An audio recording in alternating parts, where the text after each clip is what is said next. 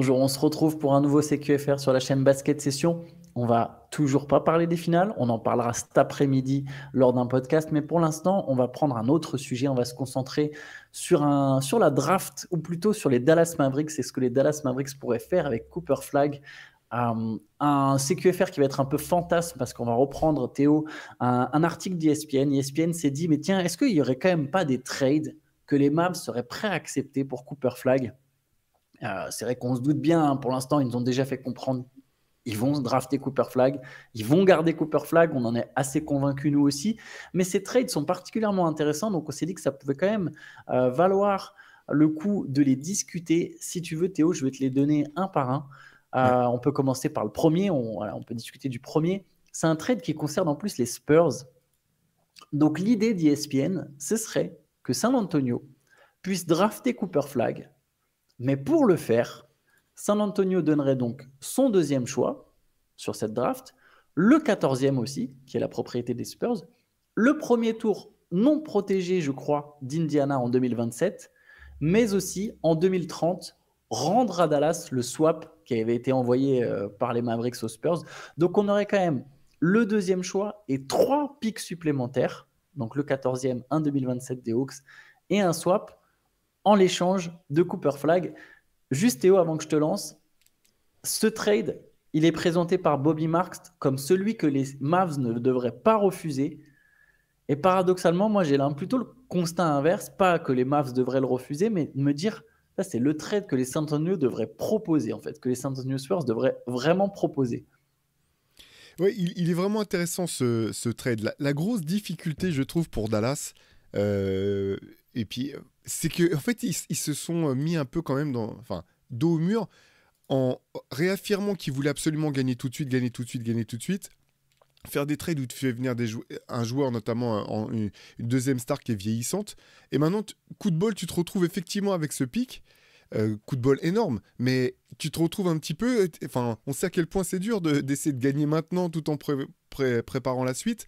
Donc, se retrouve un peu dans cette situation.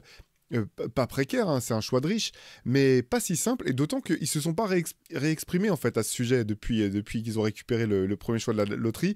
Nico Harrison, on n'a pas entendu, dire si ça changeait quelque chose sur leur plan. Nous, on en a tiré nos propres conclusions. Tous les deux, je pense qu'on était assez alignés, Antoine, pour dire que Dallas devrait pouvoir avoir une équipe compétitive, une bonne équipe, mais que le plus important, c'était avant tout de développer Cooper Flag s'il le gardait et de miser sur la suite.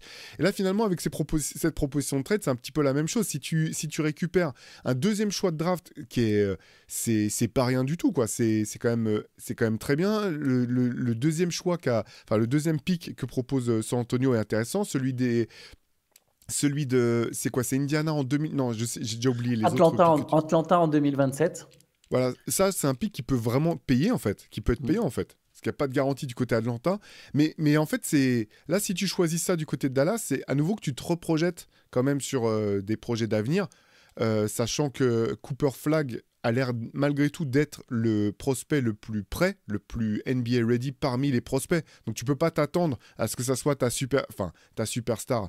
Toujours ces termes, c'est compliqué, mais je veux dire, tu peux pas t'attendre non plus à ce qu'il t'emmène vers le titre, mais c'est celui qui a l'air le plus prêt à rendre ton équipe performante maintenant. Et donc du coup, tu te retrouves dans cette situation où on sait pas trop ce que Dallas veut faire. Je trouve que ce deal, il fait rêver surtout pour San Antonio, je pense, parce que tu dis, bon, bah voilà, si on a ces Flag et Wembanyama sur le papier, on doit avoir l'ossature qui nous permet de viser des titres. Ça permet aussi de refaire un petit pas en recul, quelque part, de dire, bon, bah de toute façon, c'est pas pour tout de suite. Donc là, tu limites le deal pour De'Aaron Fox a plus tant d'intérêt dans l'idée win now, mais en même temps, tu as dit Aaron Fox, c'est un très bon meneur, il peut aussi encadrer ces deux joueurs-là. Il fait un bout de route avec les Spurs et puis on advienne que pourra. J'ai l'impression que c'est quand même un deal qui est plus à l'avantage de San Antonio, surtout dans la mesure dont on avait dit, mais les experts de la draft ont l'air quand même de penser massivement qu'il y a un gros décrochage entre le premier pick, Cooper Flag, et la suite. Donc je pense que c'est surtout à l'avantage de San Antonio. Je fais hyper long, je suis désolé Antoine, Non, mais vas-y. et du coup, pour des questions d'image aussi, je sais, enfin, c'est ce que je vais dire à chaque proposition, mais je pense vraiment pas que Dallas puisse se permettre, malgré tout, de trader flag. Mais ça, bon, c'est sortir un petit peu du jeu, là, d'examiner les différentes, les différentes options de trade. Ouais, je pense effectivement que de toute façon, c'est des trades qui arriveront pas, sauf immense surprise. Là, je pense qu'on est au stade où quand même les Mavs peuvent pas se planter. Et tu as raison. En fait, si tu veux être compétitif maintenant, c'est plus intéressant d'avoir Flag que d'avoir Harper et les 3 autres assets. Par contre, c'est éventuellement, donc tu as plus d'assets, c'est éventuellement de quoi faire un package derrière pour une autre superstar si vraiment. Mais bon, ça serait bizarre. Pourquoi faire un. Alors, pourquoi ne pas directement partir de Flag comme point du package? Mais c'est vrai que derrière Flag, il n'y a aucun atout pour Dallas. Il n'y a aucun atout de draft supplémentaire. Là, tu peux éventuellement approcher les Bucks en disant bah, regardez, on a 4 tours de draft à vous offrir.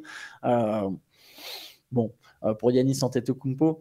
Mais pareil, je pense que pour Dallas, il n'y a pas un trop grand intérêt à faire ce deal.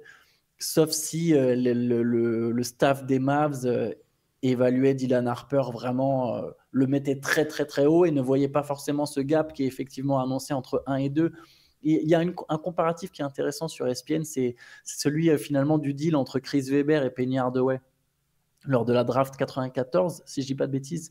94 93. Non, plus 93, oui, parce qu'ils font finale après en 94, ou 92 même. Non, 93. Ouais, c'est 93. je me mélange, C'est je crois que c'est 93. 93, mais ouais. C'est 93. Donc 93 où Orlando avait finalement récupéré le 3e choix et Penny Hardaway en l'échange de Chris Webber et avait eu des pics supplémentaires qui n'avaient pas forcément la même valeur à l'époque. Je pense qu'on ne les évaluait pas de la même façon. Voilà, il faudrait vraiment se dire, ok, bah, Dylan Harper, c'est aussi une superstar, tu vois, de la même manière que Penny Hardaway avait peut-être le potentiel de devenir une superstar comme Chris Webber, etc. Mais si tu n'as pas cette évaluation de Dylan Harper, je ne vois pas pourquoi Dallas, même les atouts en plus, tu vois, je ne suis pas du tout d'accord avec Bobby Marks qui dit, ouais, c'est le trade que Dallas ne doit pas refuser. Si tu ne le refuses pas, que si vraiment tu es très très haut sur Harper, quoi. Après, c'est toujours la grosse difficulté avec ces trades et ces évaluations de la draft, c'est à quel point tu es sûr, enfin tu peux être sûr du niveau de Cooper Flag. Donc effectivement, ça a l'air d'être une valeur sûre, mais au bout du compte, il y a tellement d'interrogations. On se rappelle que, tu vois, l'autre deal, moi, auquel ça m'a fait penser, c'est celui de Boston et Philly, quand finalement Boston se retrouve avec Jason Tatum au 3e pick. Parce que Markelle Fultz, à l'époque, on a eu du mal à y croire maintenant, mais c'était annoncé comme la valeur sûre des valeurs sûres. Il était annoncé comme le joueur le plus sûr de cette draft. On annonçait comme le meneur parfait pour le basket moderne, qui peut shooter, qui est hyper athlétique, qui peut tout faire sur un terrain. Au bout du compte, tu te dis, c'est assez impressionnant. C'est même pas la chute, quoi. C'est le différentiel entre ce qui nous était promis et là, Markelle Fultz, qui a même pas de team, quoi. Qui a même pas de team au moment où il devrait être dans son prime, tu vois. Lonzo, c'est décevant pour X raisons, mais ça reste un joueur NBA qui est un starter dans cette ligue. Markelle Fultz, il a même plus de contrat. Donc, bien sûr, j'imagine pas que ce soit le cas pour Cooper Flag, mais il y a toujours cette question quand même de savoir à quel point tu es sûr du produit et que tu espères récupérer, quoi. La différence, cela dit, pour une question de poste, ce qui est intéressant, c'est que c'est Harper le meneur comme Fultz et Flag est l'ailier comme Tatum. Et je pense qu'un ailier, c'est plus simple en fait. Et c'est ça, moi, qui me ferait peur si j'étais les Mavs au moment de. C'est les ailiers comme ça, les arrières un peu scoreurs à la Dylan Harper, tu sais pas toujours. Et ça peut prendre beaucoup de temps en fait avant qu'ils soient efficaces et productifs. Voir est-ce que même ils deviennent efficaces un jour. Il y a plein d'arrière scoreurs comme ça qui finalement passent jamais le cap de l'efficacité en NBA, peuvent devenir des scoreurs de gros volume sans forcément passer le cap de l'efficacité qui est finalement un vecteur pour avoir un impact. Tu vois, tu as besoin d'être efficace. Souvent, les stars qu'on considère comme stars qui ne font pas gagner, c'est parce qu'elles ne sont pas assez efficaces finalement. Donc, il y a un peu ce truc-là. Moi, Flag, je trouve qu'il est avec son profil, mais tu as tout à fait raison sur on n'est jamais sûr de la production. Tu vois, on peut annoncer des mecs et Fultz, c'est un super bon exemple. Je me dis qu'avec sa taille et tout, tu as quand même déjà quelque chose, une base intangible qui est là, quels que soient les skills, quoi. Je suis complètement d'accord. Notamment, tu te dis, il y a une base, ce que tu dis, rien que sur la défense, tu sais que ça, c'est solide, en fait. Alors, ça veut pas dire qu'il va pas se faire brûler, se retrouver sur des actions où il se fait casser les chevilles comme tout le monde. Mais il y a une base défensive déjà où tu dis, bon, bah, ça c'est sûr et certain. il peut le répliquer en NBA. Et je suis aussi d'accord sur le fait qu'il y a quand même plus de sécurité. Juste, si tu permets, Antoine, je voulais te proposer un truc, faire une petite diversion entre guillemets. Je te donne les 20 derniers premiers choix de draft. Ouais. Ok, sur les 20 dernières drafts. Ouais, Donc on va commencer en 2005. Donc 2005, Andrew Bogut. Andrew Bogut, ouais. 2006, Andrea Bargnani. 2007, Greg Oden. 2008, Derrick Rose. 2009, Blake Griffin. 2010, John Wall. 2011, Kyrie Irving. 2012, Anthony Davis. Donc là, il y a un enchaînement quand même de joueurs qui ont fait des très belles carrières. Des All-Stars, ouais. 2013, Anthony Bennett. 2014, Andrew Wiggins. 2015, Karl Anthony Towns. 2016, Ben Simmons. 2017, Markelle Fultz. 2018, DeAndre Ayton. 2019, Zion Williamson. 2020, Anthony Edwards. 2021, Cade Cunningham. 2022, Paolo Banchero. 2023, Victor Wembanyama. Et 2024, Zachary Rizaché. Puis Donc... Ouais, je pense qu'au final, il y a la moitié qui finissent pas All-Star, en fait. C'est ça, en fait. C'est-à-dire que bien sûr, il y a des... Une chance sur deux de te planter, quoi. Des joueurs qui ont complètement... voilà, si tu as été All-Star, en gros, bah, tu étais un premier choix de draft. Tu vois, ça veut pas dire qu'il n'y avait pas un mec plus fort que toi, peut-être plus bas, mais ça veut dire que la franchise, les gens ne sont pas complètement plantés. Et il y a aussi des mecs, je te dis, ils sont passés complètement à côté de leur carrière. C'est pour remettre un petit peu en contexte le fait que, à part quelques très rares exceptions comme Anthony Bennett, où jusqu'au dernier moment, on ne savait pas du tout qui serait le premier choix de la draft, tellement elle semblait faiblarde, cette draft, eh bien, il n'y a jamais de... En fait, tu n'es jamais sûr. Même avec le premier choix, tu n'es jamais sûr, en fait. Non, c'est clair. Ça, c'est bien vu. Alors, en plus, le pire, on pourrait le faire pour les deuxième et troisième choix. C'est pareil. C'est vraiment, même dans le top 3 de la draft, il y aurait sans doute moitié de joueurs qui finalement n'ont pas été All-Star, ont eu des pépins, ont eu des soucis. C'est très bien de le rappeler. Est-ce qu'on peut passer au deuxième trade, si tu veux, qui est aussi intéressant parce qu'il va rejoindre ce que tu as dit. C'est, après tout, Dallas a dit, on veut gagner maintenant. On a une fenêtre, c'est win now. Donc, c'est un trade à 4.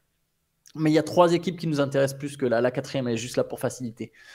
Alors attention, Dallas récupère Donovan Mitchell. Le premier tour des Lakers en 2031, donc un peu lointain. Après tout, Dallas a parié sur le fait que Luka Doncic, ça ne tiendrait pas la route. 2031, ça peut être très intéressant. Il n'y aura plus LeBron James et si Luka, sa carrière est partie en vrille. Le swap des Lakers en 2028 et 2030. Donc, tu as vraiment 3 choix des Lakers. C'était vraiment sur le full. Peut-être que Doncic, ça ne va pas marcher. Et en plus de ça, tu as récupéré Donovan Mitchell. Cleveland récupère le premier choix. Donc, Cooper Flag. Javon Carter et Gabe Vincent des Lakers. Bon, c'est juste pour compléter. Et Maxi Kleber et PJ Washington. Et Daniel Gafford. Bon, le trade n'est pas parfait selon moi, mais bon, bref, restons sur celui-là. Donc, tu as Cooper Flag, mais tu as aussi des role-players comme PJ Washington, comme Daniel Gafford. Okay, mais tu as perdu Donovan Mitchell, par contre. Et tu perds aussi Jarrett Allen, qui va aux Lakers. Donc, les Lakers ont lâché 3 picks pour Jarrett Allen, quand même, dans cette affaire. Et après, il y a Chicago qui récupère Dalton Connect et Caleb Martin et des seconds tours. On peut oublier Chicago dans cette affaire. Donc, je résume. Dallas a Donovan Mitchell et 3 picks des Lakers. Les Lakers ont Jarrett Allen, donc leur pivot, tiennent leur pivot, et les Cavaliers font un pas en arrière, mais récupèrent Cooper Flag et des joueurs de rotation, dont PJ Washington et Daniel Gafford. Qu'est-ce que ça t'inspire comme ça, à première vue? Moi, le premier truc que ça m'inspire, c'est je vois pas vraiment l'intérêt pour Cleveland, en fait. Parce que je pense que si t'es Cleveland, tu dis que c'est maintenant que tu peux espérer être en finale NBA, gagner un titre. Et finalement, alors tu peux dire effectivement, Evan Mobley, il est encore jeune, donc son plein prime peut coïncider avec celui qui serait le début de celui de Cooper Flag. C'est pas fou, mais ça reviendrait quand même à échanger une valeur quasiment sûre, parce que l'an prochain, tu sais que tu vas faire partie des contenders, tu sais pas si tu vas être champion, tu sais pas si tu vas être finaliste, mais tu sais que tu peux regarder la conférence Est et te dire, cette année, on n'a pas eu de bol, on a eu des blessures, on a été la meilleure équipe de toute la conférence Est, l'an prochain, on sera là. Si tu es Cleveland, tu traites ça contre une promesse sur l'avenir. Donc c'est surtout du côté de Cleveland, je le comprendrais pas, quoi. Du côté de Dallas, encore une fois, le problème c'est, là je le comprendrais si vraiment Dallas se dit, non, mais nous on a dit qu'on voulait gagner maintenant, on veut gagner maintenant, on va avoir Donovan Mitchell, Kyrie Irving quand il reviendra et Anthony Davis, c'est des 3 All-Stars, on joue maintenant, quoi. Maintenant, avec cette ossature-là, je pense pas que tu gagnes le titre. Je pense que si tu... Enfin, ça me semble quand même trop léger. Et j'adore Donovan Mitchell. Et en plus, il y a quand même un... Alors oui, ça a marché Donovan Mitchell à côté d'House Garland. Ça a marché en saison régulière. Mais là, faut quand même que je sais pas, ça me semble aussi un pari très risqué pour Dallas. Et pour des questions de... Comment dire un petit peu d'image à nouveau, tu prends un risque énorme, quoi. Parce que si ça marche pas, si Donovan Mitchell se fait mal au bout de 3 semaines, c'est catastrophique. Alors que finalement, si tu gardes Cooper Flag, encore une fois, même s'il n'est pas performant, tu peux dire pendant 3 ans, tu peux dire, ouais, mais c'est un jeune joueur, tu vois, tu t'offres une fenêtre qui est bien plus longue où tu peux dire, non, mais vous inquiétez pas, il va progresser, il va être bon, etc. Donc finalement, j'ai l'impression que c'est les Lakers, les grands vainqueurs de ce trade, s'ils récupèrent Jarrett Allen dans le deal, ça me semble parfait pour les Lakers. Allez, je tweak le truc. Attention, prépare-toi. Je pars de ce trade, mais maintenant, les 3 picks des Lakers, je les envoie avec Anthony Davis contre Giannis Antetokounmpo. Donc Dallas a maintenant Donovan Mitchell et Giannis Antetokounmpo. Avec Kyrie Irving qui reviendra à un moment de blessure. Est-ce que ça te paraît mieux ou est-ce que ça t'intéresse toujours pas? Tu te dis non? Si tu peux faire un trade dans lequel tu récupères Giannis Antetokounmpo, je dis ça vaut le coup. Sauf si t'es pas obligé de trader Nikola Jokic ou Shai Gilgeous-Alexander, ça vaut le coup pour n'importe quelle équipe de pouvoir récupérer Giannis Antetokounmpo. Donc si c'est dans l'équation, oui, je me poserai pas la question pour des raisons qu'on avait déjà évoquées, parce que moi je suis quand même plutôt pragmatique. C'est-à-dire que Cooper Flag, encore une fois, ça se trouve ça va être un joueur incroyable. Mais Giannis Antetokounmpo, je sais quel joueur c'est, quoi. Je sais quel joueur c'est aujourd'hui et je sais quel joueur, sauf coup du hasard, mais là, ça reste du sport, tu peux pas te prémunir de tout. Je sais quel joueur ça sera encore dans 3 ans et la fenêtre pour Dallas, si tu veux gagner, effectivement, c'est ça, quoi. Donc, si ça c'est sur la table, oui, et je dirais oui pour Dallas. Oui, c'est un gros si. Il Ouais. faudrait que Milwaukee accepte de s'intéresser à Anthony Davis et 3 pics de draft. Voilà, j'ai essayé de faire un. Parce que moi, comme toi, le premier point comme toi, c'est que je me dis, Dallas, ça peut être attirant sur le coup. Tu te dis, OK, tu as Mitchell, tu as encore un All-Star vraiment confirmé. Et en plus, tu récupères 3 pics qui donnent de la flexibilité. Mais comme toi, je regarde l'équipe totale, donc je me dis, OK, donc là, maintenant, j'étais bloqué déjà avec Anthony Davis et Kyrie Irving. J'ai eu un coup du destin qui m'a donné Cooper Flag, et maintenant, je me bloque avec Kyrie, Mitchell et Anthony Davis. Et à l'Est, je pense que ça serait suffisant pour aller en finale NBA. Mais si je suis très réaliste, je me dis que ce n'est pas non plus une équipe qui gagne le titre, un peu comme toi. C'est-à-dire que de toute façon, Kyrie prend de l'âge, Davis, il prend de l'âge. C'est bien d'avoir une superstar comme Mitchell qui est un peu plus jeune, mais je me méfierais un peu de ce backcourt Mitchell-Kyrie. Je me méfierais même de leur capacité à jouer ensemble. Mitchell, c'est pas Luka Doncic, c'est pas pareil que Kyrie, Luka Doncic, c'est pas le même profil. Tu vois, ce backcourt qui a bien fonctionné, là, je serais moins sûr de Kyrie et Mitchell, malgré le fait que Mitchell a joué avec Garland.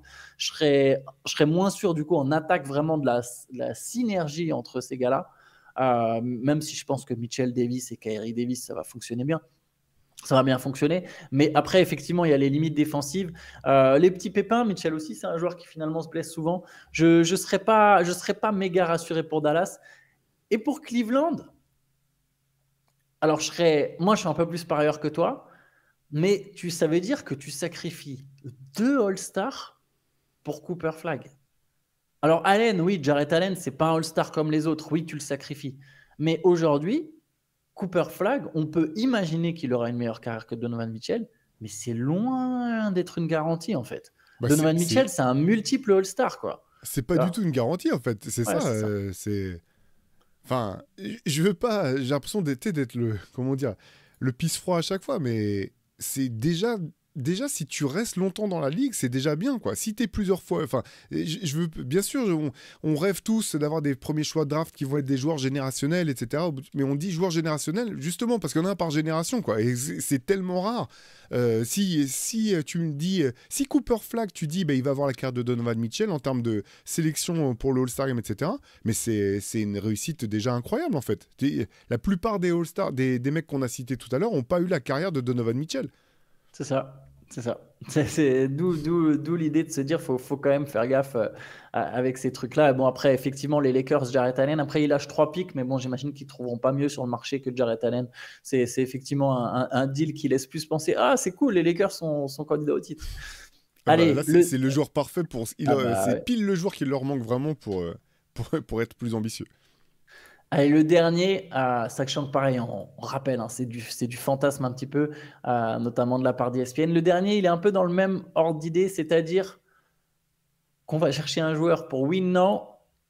C'est Dallas qui récupère Devin Booker, le premier choix 2025, le 29e choix 2025, je pense que c'est celui du coup des. Je sais pas, oui, les Suns en ont récupéré un, c'est vrai. Les Suns ont un pic sur cette draft, ils ont réussi à récupérer un pic. Donc, Booker, le 29e choix de la draft, un premier tour 2028 qui serait le moins bien placé entre le leur, les Knicks et les Wizards, et un swap en 2029 sur le moins bien placé entre Cleveland, Timberwolves et Jazz. On va dire trois choix de fin de premier tour. Voilà, je le présente comme ça, pardon, je te le reformule. Donc Devin Booker et 3 choix de fin de premier tour. Par contre, Phoenix récupère Cooper Flag, Klay Thompson, PJ Washington, Najee Marshall et Caleb Martin. Celui-là, en fait, je le trouve vraiment, je le trouve intéressant ce trade-là, parce que pour Dallas, je trouve que c'est peut-être celui qui leur permet le mieux des trois d'être à la fois effectivement sur le côté, on a dit qu'on voulait gagner maintenant, et en même temps, tu récupères quand même un joueur en Devin Booker qui est relativement suffisamment jeune pour que tu puisses assurer, ou du moins tu puisses continuer à espérer pouvoir faire des choses une fois que ta fenêtre de 3 ans sera refermée et que tu n'auras pas été champion NBA. Et en même temps, tu peux te dire, on va essayer de le jouer. Et en même temps, tu as toujours ce mec-là, quoi. Il va avoir 29 ans. Hein. Il est quand même plus C'est vieux vrai. que ce qu'on réalise, je pense. Non, c'est vrai, c'est vrai. Non, non, t'as raison. T'as raison. J'ai peut-être une... Après, bon, ouais, non, je sais pas. J'ai l'impression que c'est un joueur Mais cela qui a dit, dans encore... 3 ans, il serait encore 32 ans. Devin Booker, il sera encore dans son prime. Hein. Il ne Voilà, sera pas ouais. vieux. Hein. Il sera encore fort. Hein. Par contre, là, franchement, t'envoies une telle bouée aux Suns que tu peux pas... Enfin, alors, et après, il y a la mécanique de comment fonctionnent les trades par rapport au CBA, mais je me dis, tu leur envoies une telle bouée que je trouve que ça fait lâcher trop de choses quand même. Tu vois, en même temps, je comprends pour que ça matche les salaires et tout, mais ça fait quand même beaucoup, beaucoup de choses qui partent. Et puis autant, ça, bon, la greffe n'a pas très bien prise. Finalement, si tu as Klay Thompson, que j'adore, si tu récupères Devin Booker, c'est moins grave de plus avoir Klay Thompson Ouais. dans ton effectif. Je pense que pour le coup, Devin Booker et Kyrie Irving, ça peut marche mieux. fonctionner. Moi Par aussi, contre, pareil. défensivement, bon, bah, la défense fait gagner des titres. Donc, tu as intérêt quand même à pouvoir assurer à côté. Et donc, est-ce que tu peux te priver de PJ Washington dans cette situation? Tu vois, bon, je trouve que Dallas laisse quand même partir beaucoup de choses en retour. Ouais, pareil, pareil. De toute façon, aucun de ces trades est vraiment à l'avantage de Dallas. C'est trop compliqué de trouver un trade à l'avantage de Dallas s'il n'y a pas Giannis Antetokounmpo ou Nikola Jokic ou Shai Gilgeous-Alexander sur la table, quoi. Ou Luka Doncic. Mais au-delà de ça, au-delà des gars qui sont peut-être là, j'ai peut-être cité les 4 meilleurs joueurs de la ligue. Tu vois, au-delà de ça, tu es sans doute perdant. Et c'est vrai que là, pour les Suns, c'est marrant parce que tu vois, les Mavs désespérés ont un espèce de coup du destin qui leur tombe dessus et ils le refilent aux Suns, qui est peut-être Oui. la franchise encore plus désespérée, tu vois. Genre, on va aller profiter de notre bonheur. Mais pareil que toi, je trouve qu'en fait, pour Phoenix, je prends l'avion pour lui faire, pour être sûr qu'il signe. Je sais pas s'il y a des trucs, tu sais, direct, j'y vais direct. Pour Dallas, pardon, je bouge le micro. Pour Dallas, je trouve ça plus compliqué. Comme toi, je pense que Booker Kyrie serait un meilleur fit que Mitchell Kyrie. Mais je serais quand même, il aurait 25 ans, Devin Booker. Je te dirais, bah ouais, parce que là, Flag, je suis pas sûr qu'il deviendra plus fort un jour que Booker, qui maintenant a 25 ans. Là, il va en avoir 29 en octobre. Je suis moins tenté. Je suis évidemment beaucoup moins tenté. Ouais, bah, c'est logique. Hein. Il y a forcément aucun trade dans l'eau qui fait fonctionner. Ce qui est intéressant, tiens, pour Booker, j'en profite, petite info. Les Suns ont réduit à 2 coachs leur recherche de coach. C'est 2 assistants des Cavs dont j'ai oublié le nom. Je crois que c'est Jordan Hott et Johnny Bryant. J'ai un doute sur les prénoms. Booker est impliqué dans le processus. Et ça, c'est important parce que ça tend à laisser penser que Phoenix ne va pas transférer Booker. Même s'il venait y avoir un transfert de Kevin Durant, Phoenix partirait pour garder Devin Booker. Bon, bah, on verra combien de temps ça dure, hein, parce que Ouais, ces c'est pas trucs-là. toujours obligatoire, hein, cela dit. Oui. Voilà, donc là, on n'arrête pas de parler de rumeurs de Giannis Antetokounmpo, mais visiblement, il avait été consulté aussi quand ils ont choisi Doc Rivers. Donc, ça te donne des garanties autant que le terme de garantie a un sens en NBA tant que c'est pas inscrit dans ton contrat, quoi. D'ailleurs, je sais pas si tu avais vu passer ça, mais Doc Rivers a dit qu'il était en constante communication avec Giannis Antetokounmpo. Et il y a un truc que je vous avais envoyé une fois qui m'avait beaucoup fait rire, c'est les Bucks se disent que la présence de Doc devrait aider Giannis à rester, ce qui est peut-être vrai, cela dit, mais si c'est vrai, c'est triste pour Giannis. Et si c'est faux, c'est triste pour les Bucks, en fait, de penser ça. Tu vois. Donc, dans les deux cas, cette rumeur, elle a un mauvais. C'est compliqué, quoi. C'est clair. C'est ce qu'on se disait, si c'est vrai des deux côtés, c'est qu'ils se méritent et qu'ils vont finir ensemble, Giannis et les Bucks. Ouais. Bon, écoute, on a fait le tour de ces petites propositions, hein. Voilà, c'était un peu pour le fun avant de rentrer dans les choses un peu plus sérieuses. Sinon, oui, juste aussi, on voulait citer le fils de Danny Ainge. C'est marrant parce que donc Danny Ainge est allé chercher son fils au Celtics, fils qu'il avait lui-même placé au Celtics, évidemment. Et du coup, Théo, tous les jobs de Austin Ainge, c'est des jobs qui sont liés à son père. J'ai la liste. Donc, c'est d'abord à Southern Utah en tant qu'assistant coach, à Maine, donc en J-League à la franchise affiliée au Celtics, puis au Celtics et maintenant au Jazz. Partout où son père passe, il finit par y arriver. Ce que est compréhensible aussi d'ailleurs. Voilà, exactement. Bah, c'est plus pour lui que c'est dur d'après, j'imagine, de se faire un nom, de se faire un prénom. C'est plus dur pour le fiston. Après, voilà, comme on en discutait en rigolant un petit peu avant de commencer le CQFR, je pense que le patron de Total ou de Michelin ou de je sais pas quel, ou de Google ou de machin, je pense que leurs enfants sont bien placés aussi. Donc, c'est pas très, très surprenant. Ouais, voilà, je suis d'accord avec toi. Ce qui est autre truc, c'est qu'Austin Ainge, en arrivant, il a dit qu'il n'y avait pas de tanking pour le Jazz l'an prochain. Donc, je ne sais pas si c'est très rassurant pour les fans du Jazz. Je vois vraiment pas où va le Jazz. J'ai l'impression qu'ils ont vraiment raté le coche avec les drafts sur Wembanyama et Cooper Flag. Mais bon, il y avait quand Ouais. même, ce qu'on disait l'autre fois avec Shai, c'est qu'il y a quand même Dibansa qui a choisi de jouer dans l'État mormon.